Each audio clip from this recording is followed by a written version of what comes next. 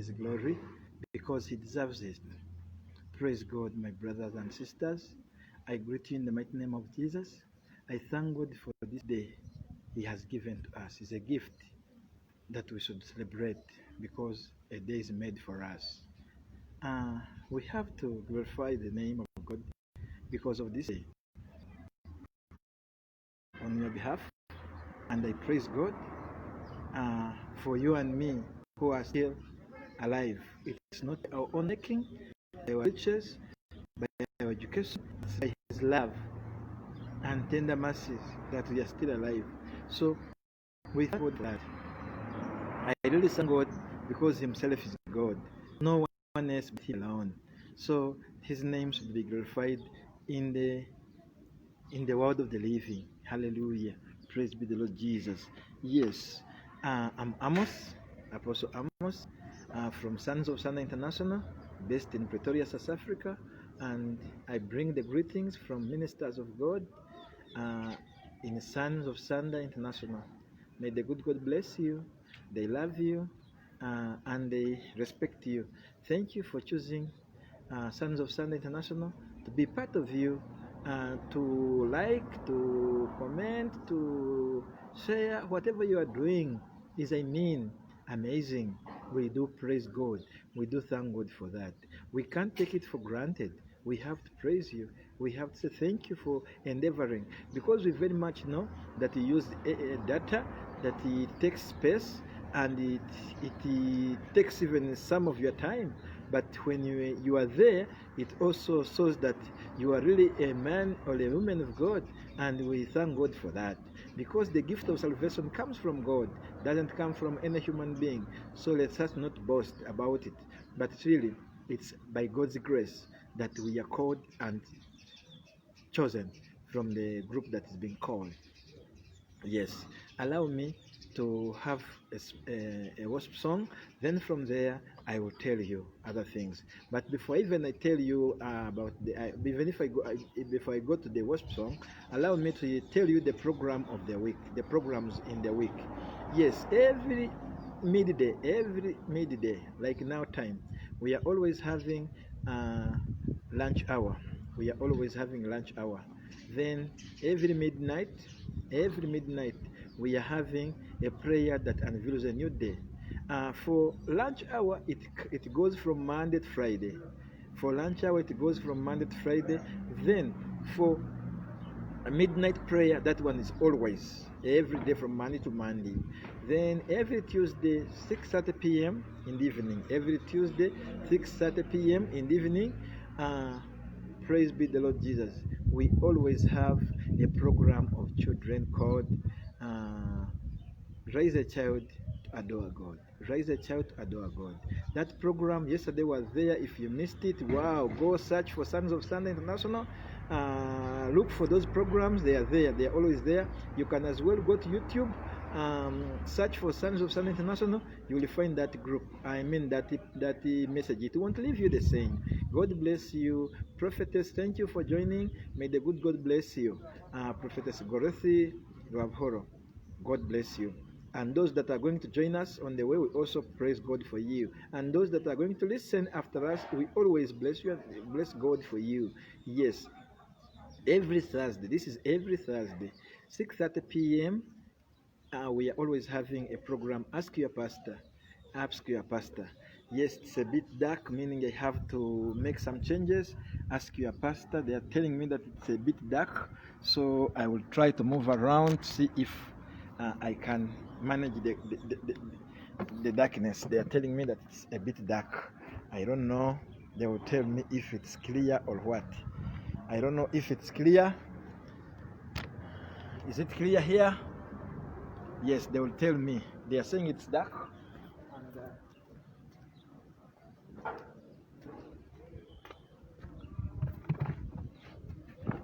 they will tell me if it's clear now. Yes. As I was telling you that it was a bit dark. Now I want to know if it's somehow clear. Yes, they will tell me. I'm sorry for that disturbance, and I'm sorry for the inconveniences caused. Yes, I was telling you that every Saturday from 6:30 p.m. you're always having a program of Ask Your Pastor. Do you have any hard question? Do you have a scripture that you don't understand? Is there a teaching that you have not understood? Is there a question in the community? Do you have a hooting question? Do you have something that is challenging you on every Thursday? Yeah, we thank God for it's better now. Every Thursday evening, 6:30 p.m., we are having that program of Ask Your Pastor. Ask your pastor, and all will be well, because the Holy Spirit is there to guide us in all. He's there to lead us in all the truth. So don't have a question so that it can disturb you, it can challenge you, it can even bring setbacks or what. Just on Thursday, tune in, watch, you will find that. Then every Saturday and Sunday, I'm saying every Saturday and Sunday, we're having a program of surveying the Word of God, Bible study, learning about the Word of God. Let me tell you, to understand God, you have to dig. And digging Him in the Bible. Faith comes by hearing the Word of God. You can't hear Word of God unless it's being told. And you can't tell the Word of God unless you have searched for it. And the only way to search for it is to read the Bible, to read all books that are zeroing on the Bible. Praise be the Lord Jesus. That zeroing on Christ. Praise Him. Hallelujah. My brother from Uganda, Brother Jonathan, God bless you. And whoever has tuned in, God bless you. We thank God for today. I'm going to have now a simple song, and from there we're going to have our word of today. Our word of today is saying, search God in your trouble. Search God in your struggle. Search God in your struggle. May the good God bless you. Search God in your trouble. Search God in your struggle. While you are in the struggle, search God. Praise be the Lord Jesus. Nina Yesu, Nina Yesu, Nina Yesu, Owanga Sobola, Nina Yesu, Nina Yesu, Nina Yesu, Owanga Sobola, Nina Yesu, Mulwanyi w'entalo namige, Nina Yesu, Mbagambya Sobola, Nina Yesu, Nina Yesu, Nina Yesu, Owanga Sobola, Nina Yesu, eyamponya magombe nze, Nina Yesu, Mbagambya asobola, Nina Yesu, Nina Yesu, Nina Yesu, Mbagambya asobola, Nina Yesu atulwanira entalo zonna, Nina Yesu, Mbagambya asobola, Nina Yesu, Nina Yesu, Wanga asobola, Nina Yesu ayampa omukyala, Nina Yesu mbagambya mumanyi, Nina Yesu, Nina Yesu, Nina Yesu mbagambya asobola, Nina Yesu, Nina Yesu, Nina Yesu mbagambya asobola, Nina Yesu, Nina Yesu, Nina Yesu Wanga asobola, Nina Yesu omulwanyi w'entalo namige, Nina Yesu mbagambya amalako, Nina Yesu, Nina Yesu, Nina Yesu mbagambya asobola, agaba oluzalo asumulula abawambe, Nina Yesu nkugambye mumanyi, Nina Yesu, Nina Yesu, Nina Yesu mbagambye asobola, Nina Yesu, Nina Yesu, tuli Nina Yesu mbagambye asobola, Nina Yesu, Nina Yesu, Nina Yesu mbagambye asobola. Praise God. We thank God for that gospel song. We have got a God who is able. We have got God who is able. We have got God who is able. Are you having any challenge? Say, I have got God who is able. Are you facing any challenge? Are you facing any problem? Tell that problem that I have got God who is able. Our today's theme is saying, search God in your struggle. Search God in your struggle. Search God in your struggle. We are going to zero on in the book of Nehemiah chapter 4 verse 3. Nehemiah chapter 4 verse 3. Our theme of the day is search God in your struggle. God bless you. We are going to read.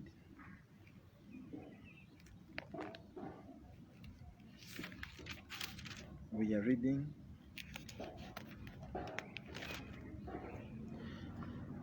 Nehemiah chapter 4 verse 3. It reads, I will start from verse 1 to verse 3. Verse 1 to verse 3. Nehemiah chapter 4 verse 1 to verse 3. When Sanballat heard that we were rebuilding the wall, he became furious. He mocked the Jews before his colleagues and the powerful men of Samaria and said, what are these pathetic Jews doing? Can they restore it by themselves? Will they offer sacrifices? Will they ever finish it? Can they bring these burnt stones back to life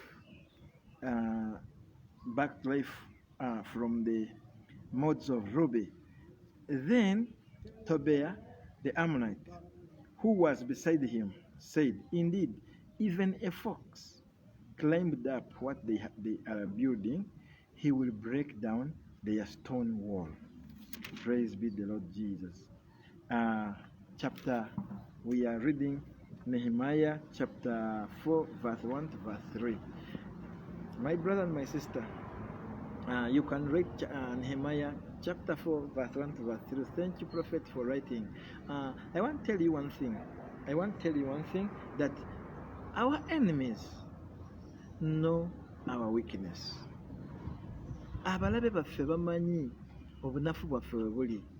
Baatubeeramu nnyo, bamanyi history yaffe bweri, bamanyi bye tuyitamu, bamanyi lwakuba abasinga ba neighbors, abasinga batuwasizaamu, abasinga tubawasizaamu, abasinga colleagues at work, abasinga ba landladies, landlords, abasinga be babosi baffe, bamanyi obunafu bwaffe. Mukama waffe yeebazibwe. They have our history. Ogenda kulaba Sanballat nono mukwano gwe n'abantu be yali nabo baali bamanyi obunafu bw'Abayudaaya. Praise be the Lord Jesus. Sister, wonna wooli, brother, wonna wooli, waliwo abantu abakumanyi obwereere bwo, waliwo abantu abamanyi obunafu bwo, bakumanyi wadde gwe weefuula nti osiba nnyo oluggi, wadde weefuula nti obikweka nnyo, naye landlord waakumanyi nti buli mwezi okaaba omuwa bitundutundu. Ku garage w'okanikira mmotoka bakimanyi nti mmotoka yonkadde envundu. Ku mulimu w'okolera bakimanyi nti epapula byo tebikwatagana bulungi. Mu bizinesi omwo mwokola bakimanyi nti baakusika busisi ne bakuyamba. Omulabe wo akumanyi. He knows you in and out. Kyova olaba oli agambye Tobiya, teweeraliikirira kye bazimbye n'ekibe kijja kirinnyako n'ekyo kye bazimbye kijja kugwa. Jjukira abaana Abayudaaya baali bazimbisa mayinja. I want to hear you to hear this. Baali bazimbisa mayinja. Owulira ekigambo okuzimbisa amayinja. Ekitegeeza ekisenge kye baali bazimba kyali kirina amaanyi n'okusinga ekisenge kya bulooka, n'okusinga ekisenge ky'emmuli, n'okusinga ekisenge ky'ettaka. Kyali kisenge nga kya mayinja. Mwabamanyi amayumba nga gazimbiddwa mu mayinja gaba g'amaanyi, galastinga longa. Naye Tobiya yagamba Sanballat, toweeraliikirira. Abo abaana Abayudaaya tubamanyi ebyabwe, bakankana. Oli yagamba mmwe Abayudaaya abakankana musuubira munaazimba ne mukimala mwekka. Bamanyi omulokole nti ekyotandise toyinza kimala wekka. Bakumanyi nti byotandika totera bimaliriza. Rikiya baba bamanyi ensula yo nti eyo mmotoka gy'oteseeko ssente tojja gigula. Bamanyi nti kyotandise tojja kimala. Bakugambye nti Sanballat bwe yalaba nga bazimba n'abaofiisozi be yali nabo najja n'abagamba, mwe kye muzimba olowooza munaakimala mwekka mmwe? Olowooza muyinza kukimala mu lunaku lumu? Olwo nammwe munaakimaliza muweeyo ebiweebwayo awo? Kwegamba yali abasomoza n'agamba mmwe abanafu. Bw'osoma kuva ku lunyiriri olusooka, mmwe abanafu munaakimala. Bannange mulokole, njagala kubuulira, neiba waakumanyi nti gwe bw'ogenda ku mudaala ogula mukira, bw'oba weekakabye ennyo ogenda n'amawoowoolo, ate bw'okitabukiramu nga lunaku lukulu, awo ekirenge ky'ogenda nakyo okugulu kw'ente oba waakiri n'otwala omutwe, naawe n'otwala omutwe gwonna gw'ente. Abakulaba bayinza kulowooza ente ebadde yiyo. Mukama yeebazibwe. Halleluuya. bamanyi obunafu bwaffe, neiba akumanya obunafu, landlady akumanya obunafu nti gwe buli mwezi gwe yeewola, buli mwezi omusasula bitundu, akumanyi nti fridge yeebeera nkalu, akumanyi nti emmere tokyusa, akimanyi engoye bw'oba okyusiza ojje ku sisitawo oba ku brother wo mu kyaki.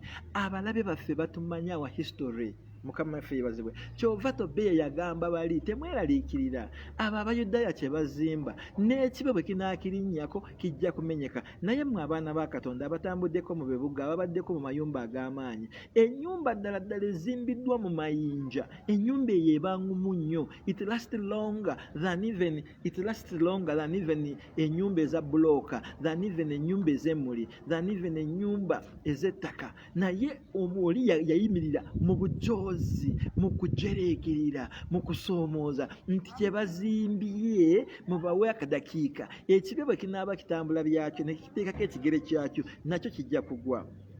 Mulokole bakimanyi nti bye tuzimba. Ekisooka kyono kigambye kyawandiikibwa, leka owulire, leka tugende nga tumenyamu ebigambo bino owulire. Ekisooka agambye bw'ati nti when Samnat heard we were rebuilding the wall, he became furious. Nti bwe yawulira tuli mu kuddamu okuzimba bbugwe yanyiiga nnyo, then n'asoomooza Abayudaaya mu bantu be, mu ba officials be, ng'agamba banaabanafu Abayudaaya bakola ki kino? Osuubira bayinza kizimba bokka? Banaawaayo ebiweebwayo ku kyo, ye banaakimala. In fact bayinza kuleeta amayinja gonna okugazzaamu obulamu ago amayinja agayononeka. Kati olwokusatu Tobiya amugamba toweeraliikirira bye bazimbye ebyo, n'ekibe bwe kinaabirinnyako n'ago amayinja gajja kugwa. Mukama waffe yeebazibwe. Mulokole leero naze n'amawulire amalungi. Bagambye nti ky'oli mu kuzimba kigenda kugwa. Bagambye ky'oli mu kuzimba kigenda kumenyeka. Bagambye ky'oli mu kuzimba kigenda kuggwaawo. Mukama waffe yeebazibwe. Bamanyi obunafu bwaffe, bamanyi munda n'ebweru, baakutegeera nti by'okola totera bimaliriza, baakutegeera by'okola nti obikomya wakati, baakutegeera nti wazimba ennyumba n'ekulemerera, baakutegeera wasasulako poloti essente ezimu ezimu zikulemye. Abalabe bakimanyi. Ate kambulire kino leero ngenda kwogeramu ekintu simanyi. Leka nkubulire, omulabe w'omulokole y'ani? Kino njagala mutege okutu bulungi. Omulabe w'omulokole ye munadiini. Omulabe wa Yesu munadiini. Omulabe w'omulokole wa ddiini. Lwakuba omulokole is a faith. Kati omulabe w'omulokole munadiini. Abaalumbanga Yesu bonna baavanga mu madiini gaabwe. Kiki kye njagala kugamba mu kyo? Omulabe wo akuli nnyo kumpi okusinga naawe bw'okirowooza. Ye landlord wo, ye boss wo ku mulimu, ye officer in charge mu community, ye nannyini dduuka ne hardware wogula ebintu, akimanyi nga bwe weewola, akimanyi nga bw'oteesobola, akimanyi gwe ennyumba gye wapangisa toyizaayo n'ebinaabiro biri bweru because self-contained togisobola, akimanyi nti emmotoka wagipaakinga tolina mafuta agagivuga, otya givuga, otya expenses za service. Bamanyi buli kintu kyonna ekikufaako. Bakimanyi nti bw'ogenda kugula toyinza kugula mmere etambuza wiiki, buli lunaku olina kutambulira ku mudaala. Abalala bagula mu shopping malls, mu shopping centers, bw'ogula ku street. Bw'oba ogula spinach onoonye kaddiye so that bakusalireko. Bw'oba ogula ennyaanya omugamba zino ndaba zengonvumu nnyo, mpa zino ezinaatera kuwononeka mu kifo ky'okuzisuula wakirinze ensaliraako. Kwe kugamba ebyo byonna byakulamuza. Bakumanyi, bakwogirira bibi. Buli agambye oyo tumumanyi Amosi nekyazimba kyonna ekibe bwe kinaakirinnyako bwe kiti. Eno enjiri Mukama agimpadde nga ndi mu kusaba n'omwana omwana wa Katonda ali China. Mbadde musabira Katonda nambikulira enjiri eno ng'egamba abalabe baffe batumanyi in and out. Nti bye tukola byonna bigenda kugwa, bye tukola byonna bigenda kumenyeka, bye tukola byonna bigenda kuzikirira. Naye amawulire amalungi gagamba abaana ba Katonda bwe bakitegeera Abayudaaya, awo ne beekolamu omulimu ate ne bakikozesa kasonso, ne bazimba misana n'ekiro, ne bateekako bagaadi abalwanyi nga bamaze tegeera waliyo abalabe. Mukama waffe yeebazibwe. Waliyo omulabe wo ng'ayagala obeere ku gaadi 24/7.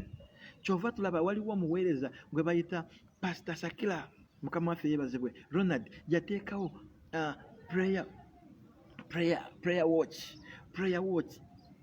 Waliwo ekyo, olina kuteekawo omusabi, olina kuteekawo omukuumi. Buli kyokola kyonna baako n'engeri gy'okisabira, baako n'engeri gy'okiteekako obukuumi misana n'ekiro. Abaana ba Isirayiri, abaana ba Yuda, aba Juda kasita baakitegeera nti omulabe waabwe akitegedde balina kye bazimba, omulabe waabwe atandise kusoomooza, kye baakola ne beekolamu omulimu, ne beekuŋŋaanya ne babeera united.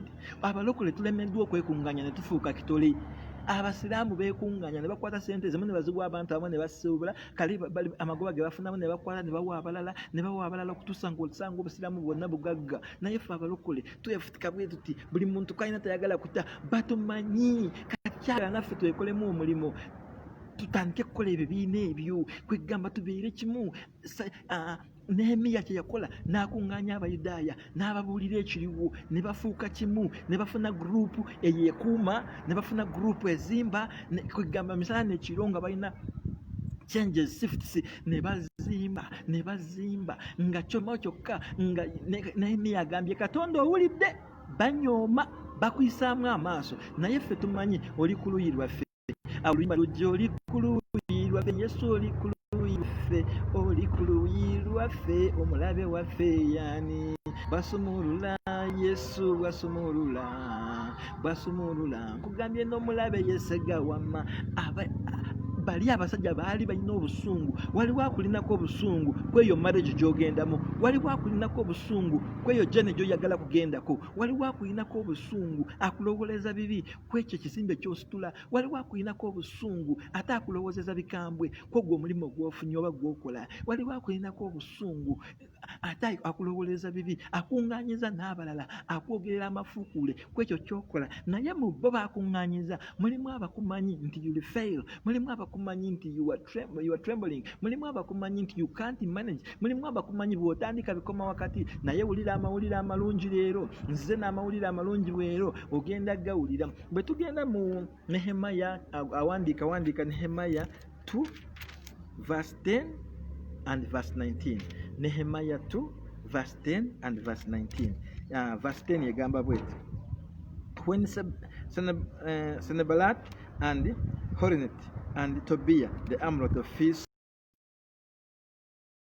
to seek the well-being of the Israelites, they were greatly displeased. Mukama waffe yeezibwe. Mulimu abantu ngabo bwe bawulira otandise kusaba Katonda. Tubadde mu Nehemiya chapter 2 verse 10 and verse 19.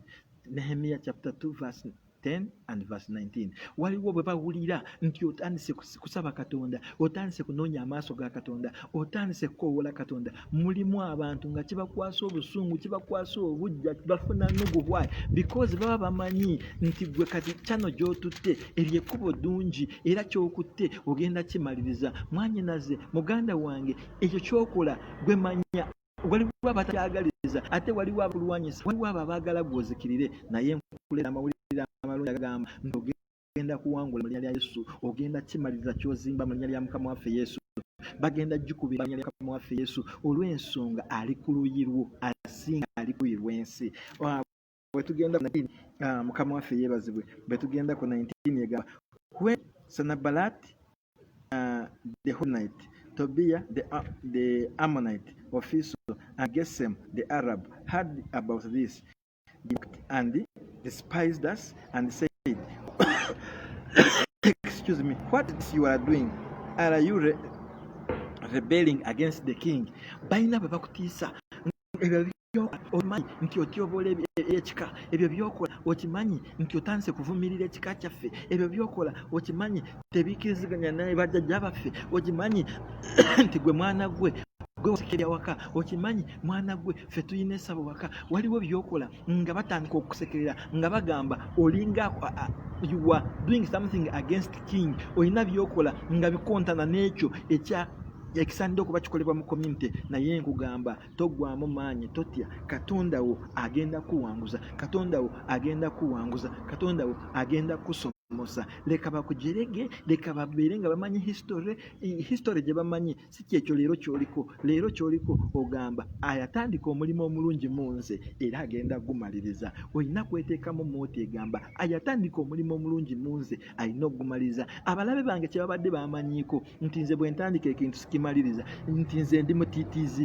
nti nze ndi munafu nti nze ndi mwavu nze seesobola ntya nnyo naye leero bagenda kulaba amawulire amapya bagenda kulaba enjawulo bagenda kulaba ebipya tandika okugamba abantu nti abalabe bange babadde bamanyi sitayiro ndala bamanyi bwe ntandika omulimu segumaliriza bamanyi bwe nkola ekintu nkivaako mangu bamanyi ndi munafu bamanyi ndi mwavu bamanyi sisobola bamanyi sirina naye leero bagenda kufuna amawulire amapya bagenda kitakakasa nti yatandika omulimu omulungi agenda gumaliriza waliwo Yesu yatandika omulimu omulungi muggwe agenda gumaliriza olina embaga gy'opulaninga egenda kugwa oli mu courtship mugenda kuwewasa olina ennyumba gy'ositula egenda kugwa oyagala kubuuka ogende bweru Mukama agenda kikukolera olina omulimu gw'okola ogenda kunywera increment and promotion olina business gy'owatandika egenda Katonda agenda gisustaining it you will accomplish it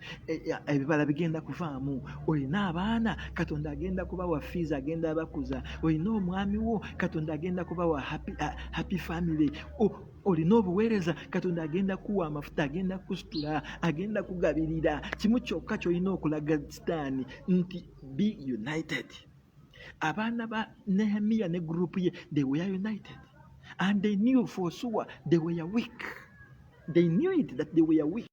But inside them, they knew that God in them was stronger and is stronger than whatever was against them.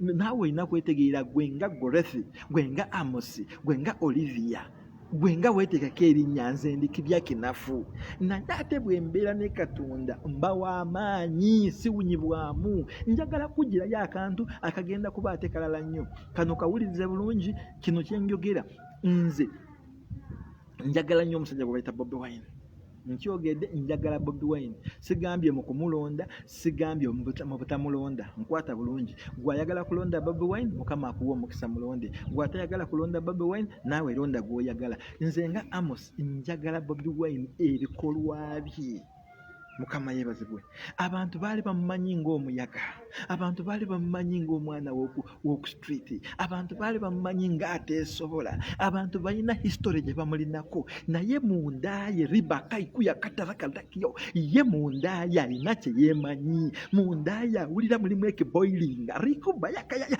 mundaye ya Bobi Wine mulimu kyawulira gwe kyotamanyi kisaanidde Gorethi mundaye mubeemu ekyo ekiboilinga abantu bakumanyi nti olemererwa abantu bamanyi nti tojja kusobola abantu bakumanyi nti tomalaako abantu bakumanyi oli mutiitiizi bakumanyi gwe ne famire yo nti temuyina naye gwe mundaayo olina kyomanyi ate mukyala wa Bobi Wine muwe ekitiibwa ye yalaba bbaawe teyalaba ekyokungulu n'ategeera ekyomunda n'aliikiriza ekyomunda kisobole kufuluma abantu bakirabe ne yeeyamba ne bbaawe gwalina omukyala gwalina omwami kiki kyolaba mu mwami wo Ribaka yekitakwakaya kiki kyolaba mu mukyala wo ekyo kyoba oliikiriza leba kuwuliriza bino ebyebweru abaana ba Yuda tebaawuliriza biri ebyabalabe bategeera oyo ali mu bo yaani nti ye Katonda oba ye Katonda ne bamanya bagenda malako kati Bobi Wine baali balina history gye bamumanyiiko naye nga ye yeemanyimu kirala nsusubira ontegedde eyo kaya element gyenjagalako Bobi Wine ne element gyenjagalako omukazi wo kankubulire famire esabira wamu ebeera wamu toyinza kumenya famire ng'eri wamu tosobola kugimenya tosobola kumenya famire ng'ebeera wamu oba bali amaluma oba tebalina kye balina naye kasita famire ebeera wamu eba erina common, ebintu ebiri common bemanyi. That's a family, you can't break it. Kati toyinza kumenya Bobi Wine ne Babi. Why? Because Bobi Wine alina kye yali awulira mu ye, ko Babi nze nkirengedde ne bakiriikiriza. Abantu bamanya akyanywa enjaga, alinnya ennyonyi agenda kunywa enjaga, akola kino, kumbe balina kye baliikiriza. We bagenda kirabira nga kiri too late. Ribukuya we bagenda kakasiza Goresi n'omwami wo nti mwesobola nga tebakyasobola kimenya. We banagenda kulabira Olivia n'omwami wo nti mwesobola tebakyakimenya. Mwenga mmwe temusobola. Olivia n'omwami wo tosobola. Goresi ne Amos wo tesobola. Naawe brother awulira, naawe omukyala awulira abaliyo temwesobola. Naye Katonda ali mu mmwe yasobola. Ribaka kitakuyaka. Babamanyi nti byembuzimba bigenda kutuka. Obusente bwe mukuŋŋaanya tebusobola. Naye Yesu amanyi olinawo kaki nti nawo obutto bwe buti. Oyo obutto yagenda kukola ekyamaanyi. Olinawo ki nze nina amapeesa 2 gengenda kuteeka mu kiweebwayo. Aga amapeesa 2 gagenda kwogerwako. Waliwo ekyo ky'olina, waliwo ekyo ekiri mu ggwe ky'oba oliikiriza ng'oyimiridde mu Mukama waffe Yesu. Nedda ekimala batujereze nnyo mwana wa Katonda, batwogeredde nnyo amafuukuule nti tetusobola. Ate kituufu bamanyi history zaffe, naye kati let us change. Bo kye bamanyi tubalage nti ffe yes tetusobola, naye ali ku ludda lwaffe. Yesu ali ku ludda lwaffe, ali ku ludda lwaffe. Omulabe waffe yani bwasumulula, nkugambye bwasumulula, aya bwasumulula n'emizimu gidduka emisinde. Emizimu gigenda kudduka emisinde, emizimu gigenda kubona emiwabu, not because of you but because of God who is in you. Kankubuulire, mbadde nsoma ebyawandiikibwa ataabiwandiise. Twasomye Nehemiya essula 4 olunyiriri olusooka kutuuka ku lw'esatu, ne tusoma Nehemiya 2 essula 10, Nehemiya essula 2 olunyiriri lw'e10 n'olunyiriri lw'e19. Nehemiya essula 2 olunyiriri lw'e10 ne tubuuka ne tugenda ku lw'e19. Kati saawa zino tugenda kusoma Nehemiya 6 Nehemiya essula 6 olunyiriri olusooka. Egamba bw'eti: When Sanballat, Tobiah, Gesem the Arab, and the rest of our enemies heard that we had rebuilt the wall and that no gap was left in it, though at that time I had not installed the doors in the gates, Sanballat and Gesem sent me a message. Come, let us meet together in the valley of the own valley, in the villages of the own valley. But they were planning to harm me. Nti bwe bamala kukakasa nti kyetukola kyamaanyi, bwe bamala kukakasa nti omulimu tugunywezezza, omulabe wo tagenda sirika, ne bapangayo akalala. Kati bayita Nehemiya nti abasinkane mu kiwonvu. Bw'owulira ekiwonvu kati kiba kitegeeza Nehemiya ave mu kukkiriza kwe, Nehemiya asebengerere, Nehemiya backsliding, nti tusinkane mu kiwonvu. Ko Nehemiya ng'akitegedde baagala kumukolako obulabe. Mwana wa kitange, bwe banaamala kulaba vision zo nga zitandise kuyimirira, bwe banaamala kulaba nti byokola tebigenda kumenyeka, bwe banaamala kulaba kyebabadde balowooza ate ggwe eri ku kirala, bajja kwagala kukolako omukwano, bajja kwagala kusemberera, bajja kulaba nga bwe bayiyayiya okukusendasenda bakuteeke wakati bakumenye. Naye waliwo amawulire amalungi ge naze nago, mulokole, waliwo amawulire amalungi ge naze nago. Tugende mu Nehemiya, mpulire ekigambo kyange, mpulire ekigambo kya famire yange, batujereze. Mukyala wange batujereze, batuwogeddeko. Naawe nkimanyi brother bakuwogeddeko, naawe nkimanyi sister bakuwogeddeko, naye this is our time. This is our minute.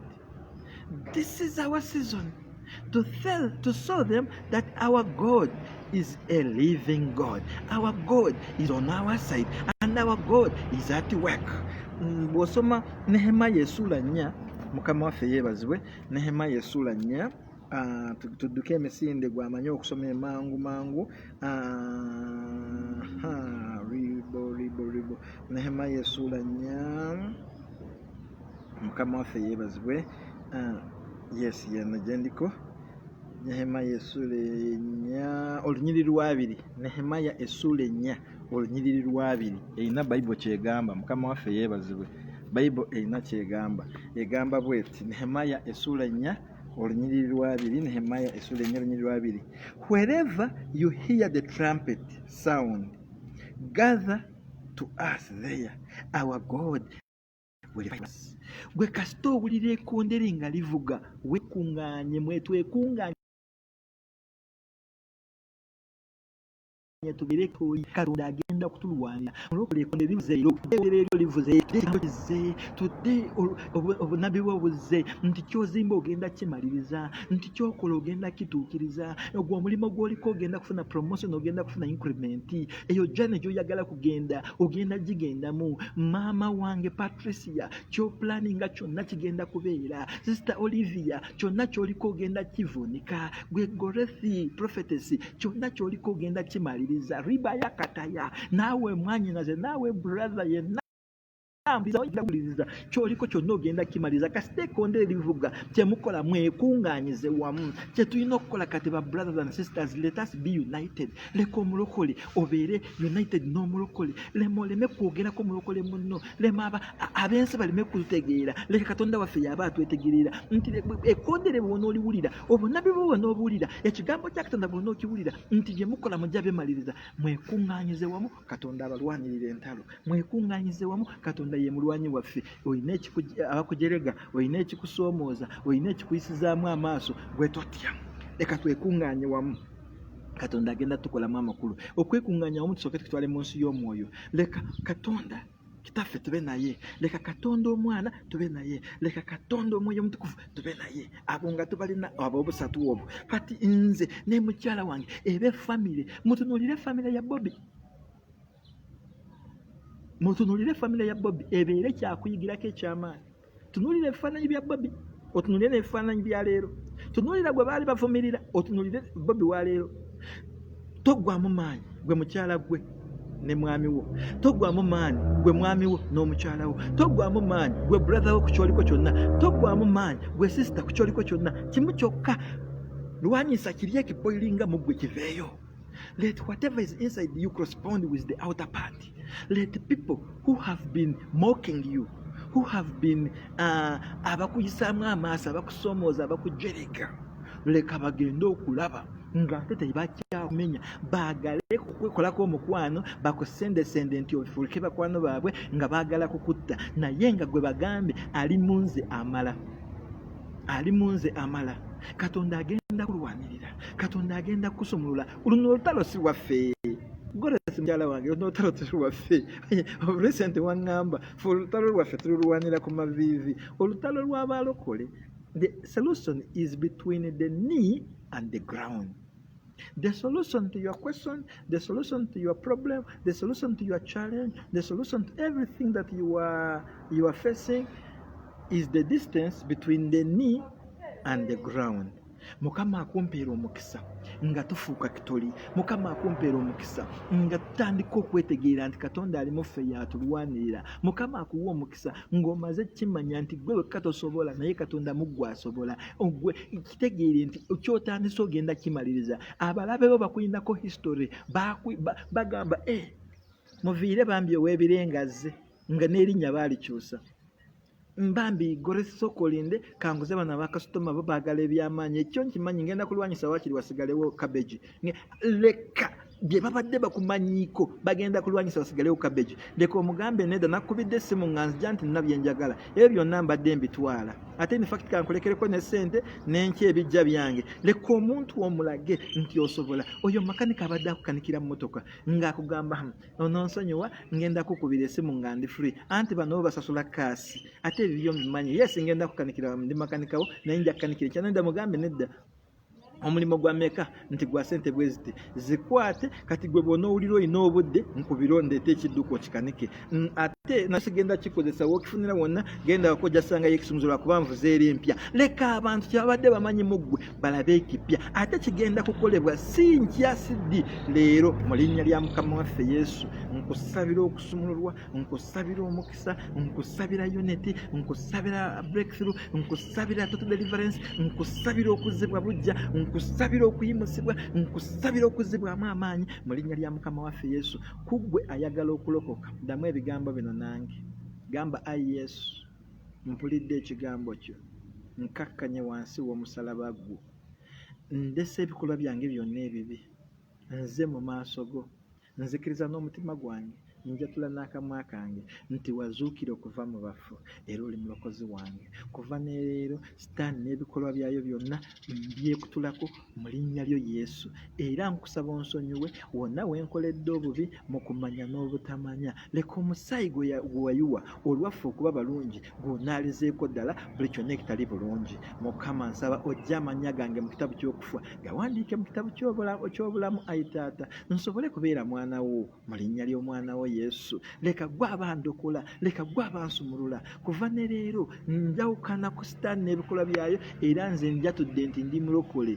Amiina. Genda mu kanisa y'abalokole eyo gy'olaba nti ekyali ku musingi gwa Yesu, weeyanjule nti weerokera ku gurupu, ne Mukama agenda kuwa omukisa. Mukama akunjagalire, Mukama akunyimusize, Mukama akukolemu omulimu omulungi. Nkubuulireyo ekyama, saawa 6 ogw'ekiro tugenda kuba ne prayer that unveils a new day. Olunaku lw'enkya olwokuna tolubangamu bukyozaalibwa, ogenda kuba mugenyi. Naye Katonda yakutonda, ye yalimu olunaku ye yalutonda alumanyi okukusinga. So beeramu olwo olunaku. Mukama waffe yeebazibwe ng'omwaniriza yaba akwekulembera. Ate nkuweeyo amawulire amapya. Gamba banno basindikire linki yaffe balage enkya saawa 12, saawa 7 tugenda, saawa 6 tugenda kuba ne lunch hour. Then saawa 12 kitundu ez'enkya lwakuna zijja kuba nnaku z'omwezi 5.